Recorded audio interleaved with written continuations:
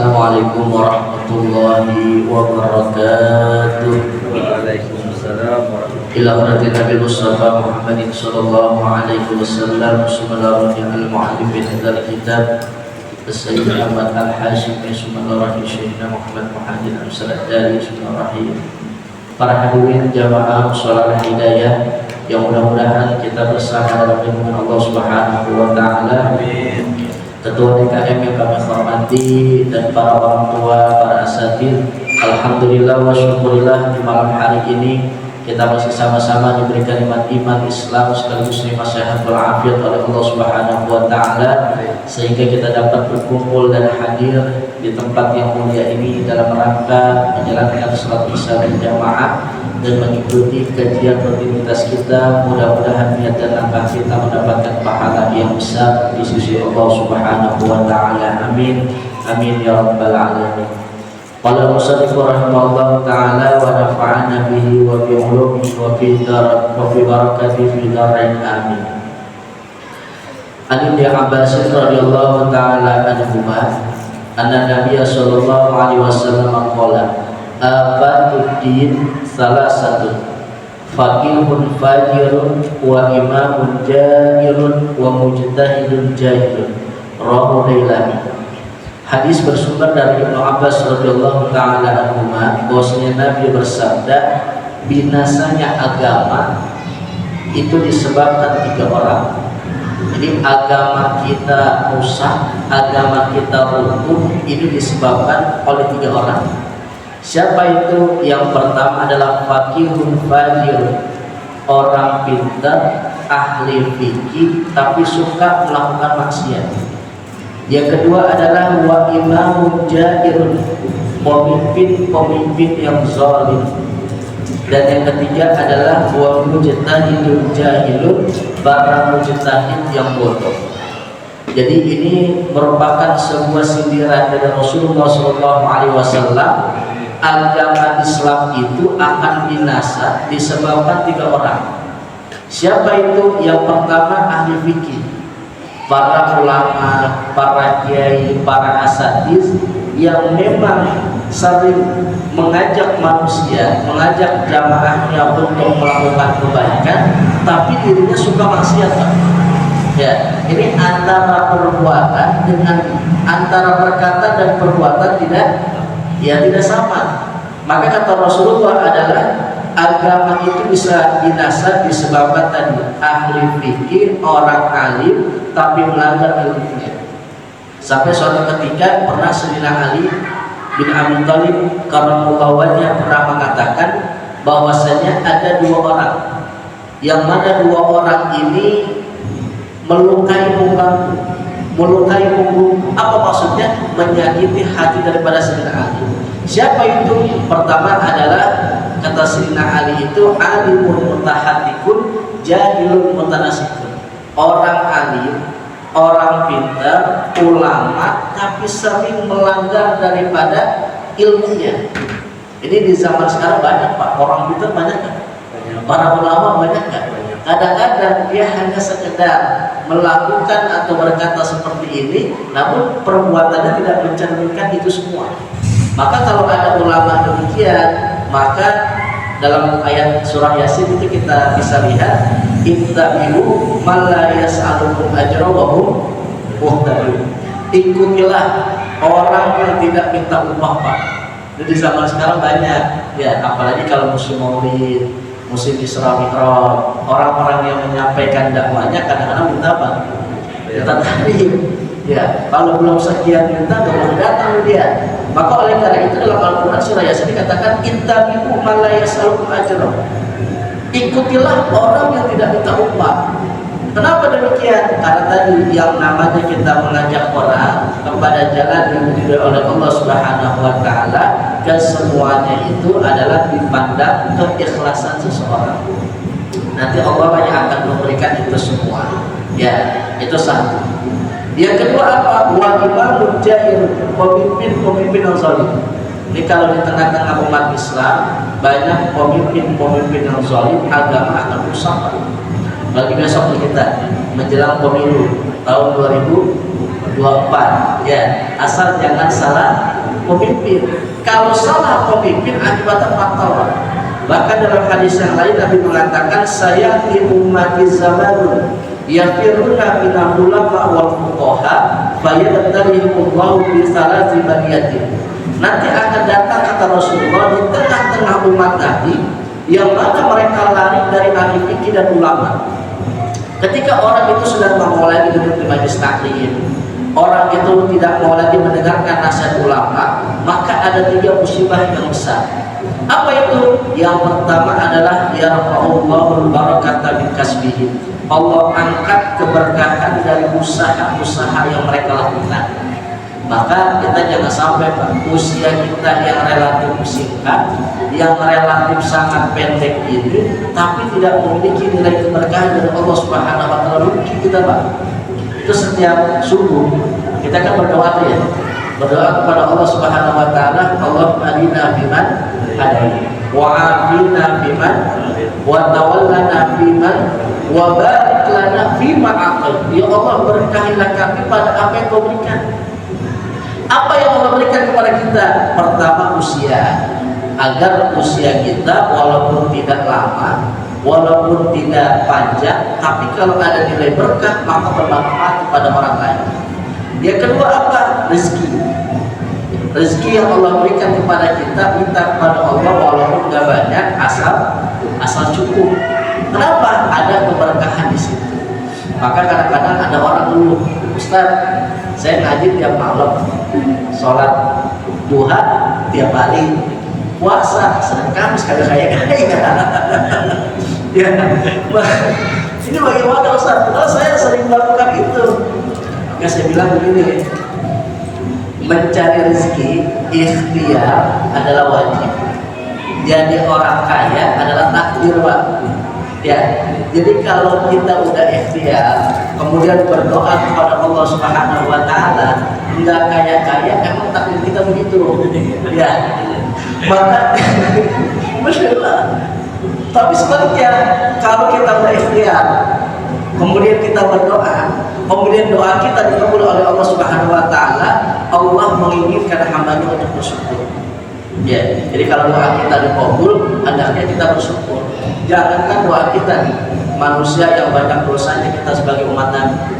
Rasulullah saja, Pak, ketika sampai di kota Madinah, itu Nabi berdoa kepada Allah Subhanahu wa taala agar ketika sholat bukan menghadap ke Masjidil Aqsa. Menghadapnya kemana? Menghadapnya ke arah Ka'bah, Masjidil Haram. Itu Nabi doanya berapa lama? 16 bulan, coba bayangin. 1 tahun lebih Nabi berdoa baru dikabul. Dan kita ini manusia biasa, dosa mungkin masih banyak. Kalau doa, romannya pengen buat tiap hari, pengen dikabul. Ya, sabar kita dalam berdoa.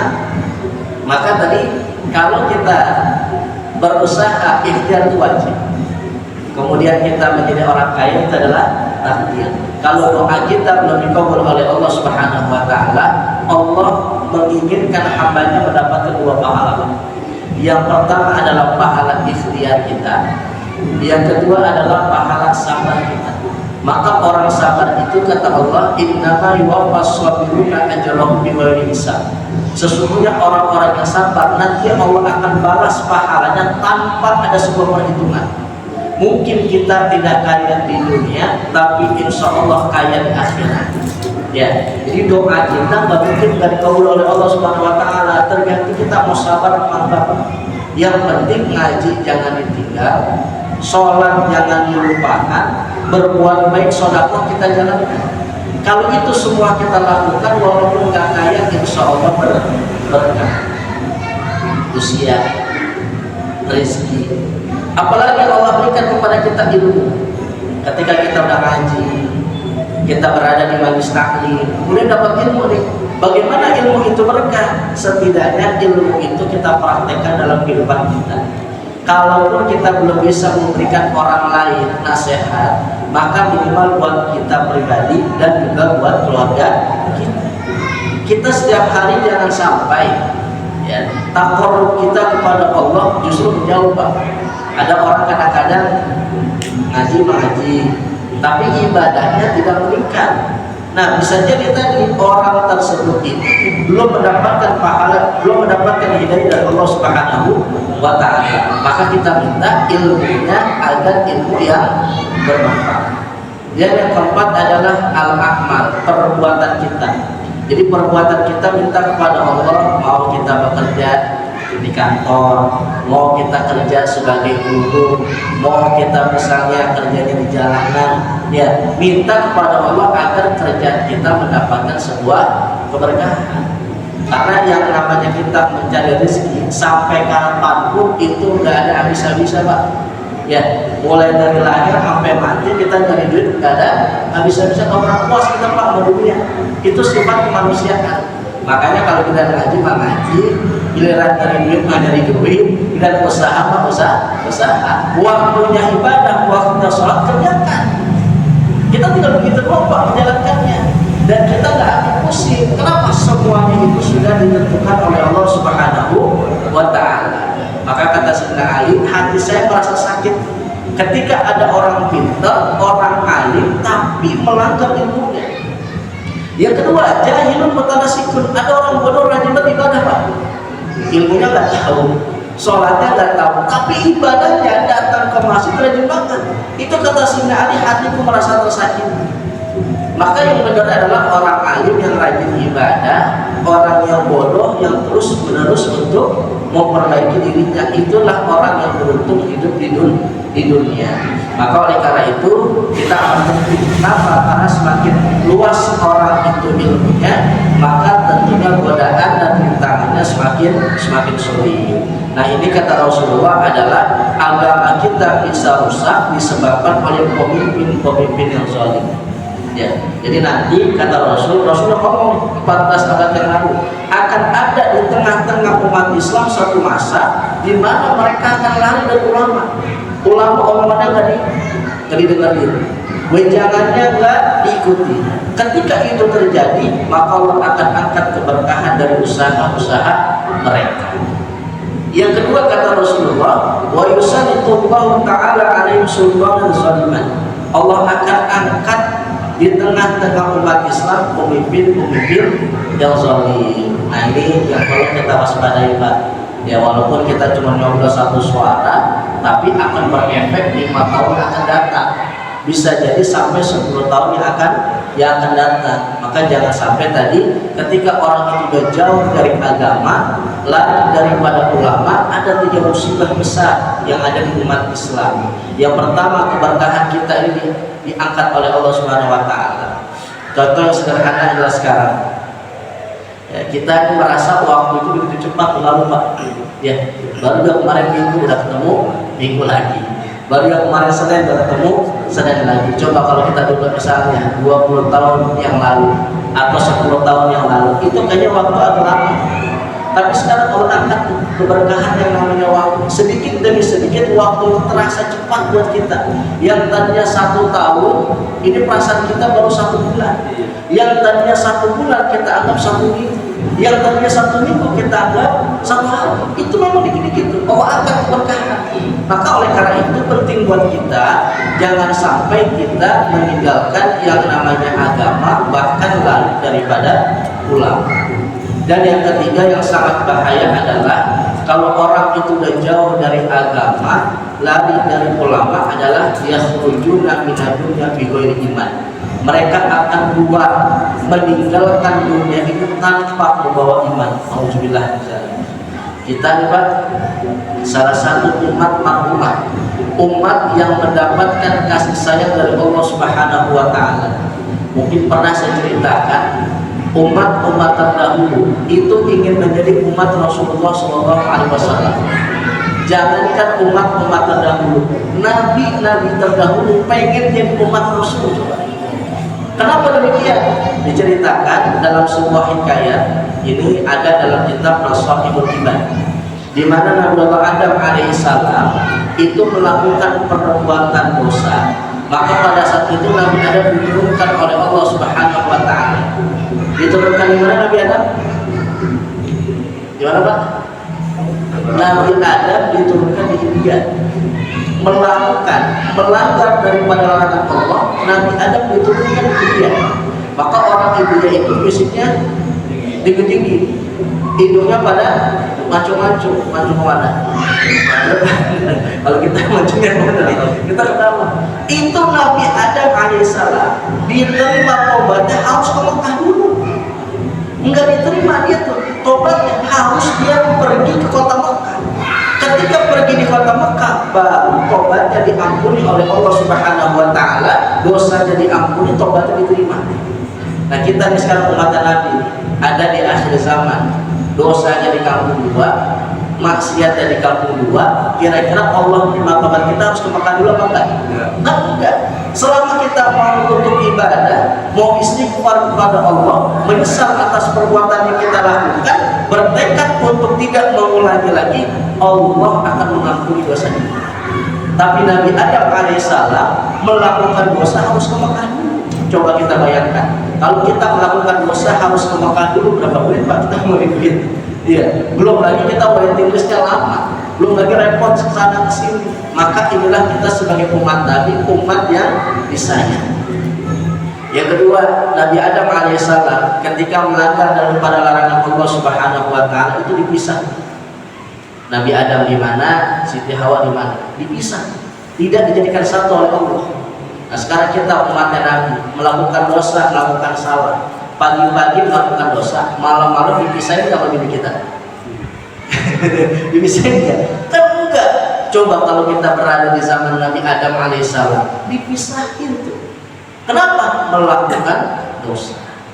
Yang ketiga dihikayatkan, Nabi Adam alaihissalam ketika melanggar dari larangan Allah itu dalam kondisi pakai baju, ya, mengenakan yang namanya aurat. Ketika melanggar makan buah khuldi, maka Allah lepas pakaiannya dalam kondisi telanjang. Ya, Allah lepas yang tadi dia tutup aurat, yang tadi dia menggunakan baju, Allah lepas. Kenapa? Gara-gara melakukan dosa.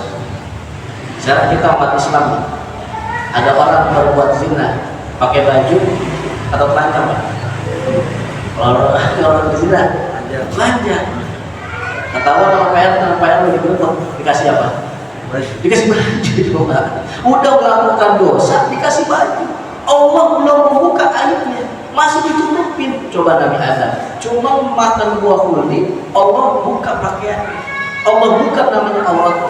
Maka kita sebagai umat yang amat disayangi oleh Allah Subhanahu wa Ta'ala. Dan yang keempat diceritakan pula Nabi Adam ketika melanggar larangan Allah Subhanahu wa Ta'ala, maka Nabi Adam yang enak ada di surga itu turun ke permukaan bumi. Umatnya Rasulullah banyak melakukan dosa dan salah, selagi dia mau untuk minta ampun kepada Allah Subhanahu wa Ta'ala, masih ada kesempatan nanti masuk ke dalam surga Allah Subhanahu. Yang penting masih beriman dan masih memiliki agama Islam. Makanya kalau orang udah jauh dari agama, lari dari ulama, nggak pernah duduk di majelis taklim, tidak mau mengikuti nasihat daripada ulama, kan pertama mohon maaf hidupnya kurang berkah. Yang kedua, ya tidak ada yang namanya sentuhan rohani dalam diri seseorang, Pak. Kita kan namanya iman itu terkadang yazid wa yanqus, terkadang bertambah, terkadang berkurang. Maka banyak orang-orang yang pada bunuh diri, kenapa? Imannya nggak ada. Orang yang frustasi, kenapa? Imannya nggak ada. Ya, contoh misalnya sekarang orang-orang yang memaaf ketika dia banyak terlilit hutang. Kenapa demikian? Karena konsep dalam beragamanya tidak benar. Kalau kita sholat itu jelas iya karena dulu, wa iya karena sekali. Hanya kepada Engkau kami beribadah dan hanya kepada Engkau kami minta tolong. Jadi kita jangan minta tolongnya sama rentenir, sama bangke, atau bangke, ini, ya, sama apa lagi, ya, sama ojol. Anak muda sekarang pakai slot ya, iya, dan sebagainya. Minta tolongnya sama Allah. Kenapa minta tolong sama Allah nih? Salah satunya Pak. Kalau rezeki kita rada-rada syarat, yang pertama sholat duha jangan tinggalkan. Tuh. Yang kedua bangun rada malaman, jangan bangun di 8 pagi, subuh kagak dapat rezeki di patok ayam. Ya, bangun rada malaman, tahajud di situ berbanyak. Wa bil ashari hum yastaghfirun, di mana orang-orang soleh di waktu sahur mereka banyak minta ampun kepada Allah Subhanahu wa taala. Banyak aja baca istighfar. Masa iya orang banyak baca istighfar Allah tidak akan memberikan sesuatu yang hambanya minta? Asal bangunnya rada malam. Jangan bangun jam 8 nggak dapat apa-apa kita. Sebelum sholat subuh datang ke musola. Ya, ngapain di musola? Ketika azan subuh kita baca Subhanallah wa bihamdihi subhanallahil azim astagfirullah. Berapa kali kita baca? 100 kali. Nabi yang ngomong, Nabi yang jamin, bukan saya ngomong. Nabi yang menjamin. Kenapa? Siapa saja yang membaca kalimat subhanallah wa bihamdihi subhanallahil azim astagfirullah, maka orang itu akan dijamin rezekinya. Ya. Itu berat Ustaz. Saya bangunnya kesiangan mulu misalnya. Ya, sahur dia agak bangun, ya, duha saya kan kerja Ustaz, ya, zuhur dan zuhur ada amalnya juga Pak. Kita baca Pak, la ilaha illallah al-malikul haqqul mubin. Zuhur ya harus zuhur, jam 2 masih zuhur, setengah 3 masih zuhur. Ribet juga malam. Apa kata Rasulullah? Man qara'a suratal waqi'ah lam yusibhu faqatun abadan. Orang yang membaca surah Al-Waqi'ah di waktu malam tidak akan jatuh dalam kemiskinan. Jadi kalau rada-rada sabar, udah tiap malam baca apa? Waqi'ah juga. Ya, itu dijamin oleh Nabi. Kadang-kadang kita nggak percaya sih. Ya, kita nggak percaya dengan hadis Rasulullah Shallallahu Alaihi Wasallam. Coba mau praktekin deh. Gak usah lama-lama, seminggu aja. Bangunnya rada malaman, habis sholat subuh kita banyak berzikir. Sholat duha misalnya 4 rakaat tiap hari, malamnya kita tambahkan surah Al-Waqi'ah, Allah akan berikan sebuah keluasan rezeki buat kita semua. Asal kita yakin dengan apa yang kita baca, yakin dengan ilmu yang diberikan oleh para ulama, yakin dengan hadis Rasulullah SAW, minimal walaupun nggak kaya tapi Allah cukup. Itu salah satunya. Maka penting adanya di majelis taklim. Biar apa? Kita enggak frustasi di dunia, kita enggak putus asa, ada semangat kita untuk hidup di dunia. Ya, maka oleh karena itu, ya jangan sampai agama kita ini binasa gara-gara tadi. Yang ketiga ada mujtahidun jahilun, ada orang alim, ada fatwa yang sifatnya jahil. Belum makomnya berfatwa, belum makomnya untuk memberikan wejangan, tapi sudah menyampaikan. Apa yang terjadi itu agama bisa menjadi rusak. Ya, banyak tuh kadang-kadang kita lihat ada fatwa-fatwa atau ada ulama yang mengatakan A, B, dan C, itu bisa merusak agama kita Pak. Kemarin ulama di daerah Indramayu ada pesantren bikin sebuah fatwa antara laki-laki dan perempuan soknya sejajar. Bahkan dia membolehkan perempuan itu menjadi imam. Itu fatwa yang apa? Yang menyesatkan. Itulah yang merusak daripada agama Islam. Maka oleh karena itu penting buat kita, jangan sampai yang pertama tadi, mari kita sama-sama untuk menjaga 3 hal ini. Ada orang alim yang senantiasa istiqomah, kita berdoa pemimpin kita pemimpin yang amanah. Hadirin jamaah yang dimuliakan Allah Subhanahu wa taala. Ini hadis yang menjelaskan mengenai nasihat buat kita, di mana jangan sampai kita ini mengalami sebuah kebinasaan dalam beragama. Hadis yang pertama ada pertanyaan? Itu kalau misalkan banyak kan sekarang kan ulama-ulama yang menjual ayat-ayat itu kan, ada yang misalkan kayak apa harus sedekah, ini sedekah gitu ya, sudah biar cepat itu kalau semua misalkan buat dia pribadi atau semua misalkan dia ini bagaimana itu guru orang itu guru? Ya, yang pertama memang kalau untuk sedekah itu bisa dibalas langsung di dunia, tapi bisa juga dibalas di akhirat. Bahkan orang-orang yang wafat di alam kubur, mereka itu ingin dibangkitkan kembali. Laula akhartani ila ajalin qarib fa asaddaqa wa akun minasholihin. Seandainya dalam Al-Quran dikatakan ajal itu ditunda oleh Allah Subhanahu wa taala, fa asaddaqa wa akun minasholihin. Saya mau sedekah, saya mau jadi orang soleh, Ini harapan siapa? Harapan orang-orang yang ada di alam kubur. Kenapa? Karena sedekah itu sebetulnya bukan hanya bermanfaat kepada kita, tapi juga bermanfaat kepada orang lain. Yang kedua, orang kalau dikasih kira-kira senang apa enggak? Senang. Jangankan yang miskin, yang kaya kalau dikasih senang Pak. Nabi Musa dalam salah satu riwayat dikatakan dia berdialog kepada Allah Subhanahu wa taala. Walaupun dialognya Nabi Musa nggak boleh kita artikan seperti ini dialognya Pak. Ya, jadi tidak ada suara, tidak ada huruf. Itulah dialognya Nabi Musa kepada Allah Subhanahu wa taala. Gambarannya gimana? Kita kadang-kadang memberikan kode kepada orang lain. Orang paham nggak? Ada suara. Orang paham nggak? Orang lagi berisik kita gini ya. Paham nggak? Paham surah apa? Suruh diam. Ada suaranya nggak? Ada hurufnya nggak? Nah itu gambaran kita manusia. Apalagi Allah kepada Nabi Musa. Pada suatu ketika Nabi Musa berdialog kepada Allah Subhanahu wa taala, apa kata Nabi Musa? Ya Rabb, dari sekian banyak amalia saya, mana kira-kira amalia saya yang paling kau sukai? Kata Nabi Musa, apakah sholat saya? Kata Allah, enggak. Sholat yang kamu lakukan itu pada hakikatnya buat diri kamu sendiri. Kenapa? Sholat itu bisa tanha anil fahsya'i wal munkar, bisa mencegah dari perbuatan keji dan perbuatan munkar. Yang sholat aja banyak orang melakukan dosa, apalagi yang enggak sholat. Kemudian apalagi ya Rabb, apakah puasa saya? Puasa yang kamu lakukan itu adalah buat kamu sendiri. Kenapa orang yang berpuasa bisa mengontrol hawa nafsunya?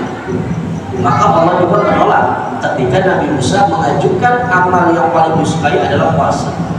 Kemudian apa ya Allah? Pahala yang paling banyak yang kau sukai. Apa kata Allah? Adalah dengan sedekah. Kenapa? Karena sedekah itu bukan hanya untuk diri pribadi, tapi juga untuk orang lain. Dan sering kita dengar hadisnya, kalau manusia sudah wafat di alam kubur, semuanya terputus kecuali tiga hal. Ada sedekah jariyah, ilmu yang bermanfaat, dan anak yang senantiasa mendoakan orang tua. Nah, dua, kita sedekah jangan berkaya Pak, harus sedekah. Kalau kan kaya, kita sedekah itu jangan nunggu kaya, minimal hari Jumat. Hari Jumat ada kotak amal, kita taruh di situ. Ada anak-anak yang minta, kita berikan ke situ. Janji Allah Subhanahu wa taala, wa ma anfaqtum min syai'in fa huwa yukhlifu. Apapun yang kita berikan kepada orang lain, maka Allah akan ganti. Maka banyak kalau ustaz-ustaz yang mencoba untuk menjelaskan masalah sedekah dengan keyakinannya. Kenapa? Karena yang namanya sedekah langsung kontan dibayarkan. Langsung kontan. Kita bisa memberikan hari ini, bisa jadi 2-3 hari Allah akan balas. Balasnya dengan apa? Bisa jadi dengan uang, bisa jadi dengan apa? Urusan kita dipermudah. Urusan kita dipermudah. Yang tadinya misalnya kita dagang, kita usaha, ini nggak laku-laku, tapi gara-gara kita sedekah, ini dagangan kita langsung laris. Usaha kita lancar. Kenapa? Karena tadi magnet sedekah dalam Islam itu luar biasa. Yang ini saya sampaikan adalah kita beruntung sebagai orang-orang yang beriman kepada Allah Subhanahu wa taala, sekecil apapun amaliyah yang kita lakukan itu pasti akan mendapatkan pahala. Tapi berbeda kepada orang-orang muslim, sebesar apapun yang dia berikan itu tidak memiliki nilai pahala di sisi Allah Subhanahu wa taala. Maka Allah katakan dalam Al-Quran, wa may ya'mal minas solihati min dzakarin wa unsa wa huwa mu'minun fa ulaika yadkhuluna al-jannah wa la yuzlamuna nakira. Orang yang beramal kondisinya adalah dia beriman, maka nanti akan masuk surga sekecil apapun amalnya, selama dia masih beriman kepada Allah. Tapi mohon maaf, kalau memang orang itu non muslim, kemudian dia memberikan sesuatu kepada orang lain, sebesar apapun yang dia berikan, nanti di akhirat tidak mendapatkan apa-apa. Masih ada untungnya kita nih sebagai umat Islam. Baik, mudah-mudahan sedikit yang kita bahas pada kali ini menambah wawasan keilmuan kita, menambah takwa kepada Allah Subhanahu wa taala. Mudah-mudahan iman kita senantiasa Allah jaga, Allah tetapkan. sehingga kualitas ibadah kita semakin hari semakin membaik di hadapan Allah Subhanahu wa taala. Bihadhihi al-Fatihah. A'udzubillahi minasyaitonir rajim. Bismillahirrahmanirrahim. Alhamdulillahirabbil alamin arrahmanir rahim maliki yaumiddin. Iyyaka na'budu wa iyyaka nasta'in. Ihdinas siratal mustaqim siratal ladzina an'amta 'alaihim ghairil maghdubi 'alaihim. Bismillahirrahmanirrahim. Alhamdulillahirabbil alamin arrahmanir rahim maliki yaumiddin. Allahumma anfa'na bima 'allamtana wa 'allimna ma yanfa'una wa zidna ilman nafi'a. Allahumma hadza zaman mahmuma wa tafarraqna min ba'di tafarraqa masuma. Allahumma hdina bihudak waj'alna mimman yusari'u fi ridha wa la tuwallina wa la siwa wa la taj'alna mimman khalaqa wa 'asha wa hasbunallahu wa ni'mal wakeel wa la hawla wa la quwwata illa billahil 'aliyyil 'azim. Rabbana atina fid dunya hasanatan wa qina adzaban nar. Sallallahu alaihi wasallam. Alhamdulillahirabbil alamin wa alhamdulillahi